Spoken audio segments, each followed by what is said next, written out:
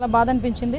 ఎప్పుడైతే ఇన్ఫర్మేషన్ తెలిసిందో ఇమీడియట్‌గా లోకేష్ గారు గౌరవ సీఎం గారు కూడా దీని మీద విచారణ జరిపించాలి. ఇమీడియట్‌గా కలెక్టర్ గారు వాళ్ళందరినీ కూడా అలర్ట్ చేయడం, ఇక్కడ వైజాగ్ కలెక్టర్ గారిని, అదేవిధంగా అక్కడ అనకాపల్లి కలెక్టర్ గారిని, అదేవిధంగా విశాఖపట్నం సూపరింటెండెంట్, అదేవిధంగా నర్సీపట్నం ఏరియా హాస్పిటల్లోని సూపరింటెండెంట్ గారు వాళ్ళందరితోని కూడా మేము మాట్లాడడం జరిగింది.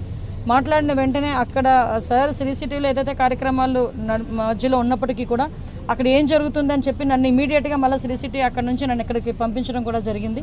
ఇక్కడ ఉన్న సిచ్యువేషన్ చూసి రమ్మని, అదేవిధంగా సద్దుమణిగే వరకు ఇక్కడ మన వీళ్ళందరినీ కూడా ఒకసారి మానిటర్ చేసుకోమని గౌరవ మన ఎంపీ గారు, మన పల్లా శ్రీనివాస్ గారు, ఎమ్మెల్యే గారు విష్ణుకుమార్ రాజు గారు అందరినీ కూడా ఇక్కడికి పంపించి మానిటర్ చేసుకోమనడం కూడా జరిగింది.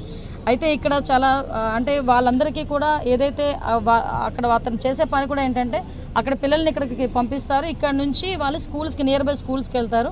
అయితే అక్కడ ఫుడ్ పాయిజన్ జరిగిన తర్వాత సరైన వైద్య సదుపాయాలు వాళ్ళు అందించక అతను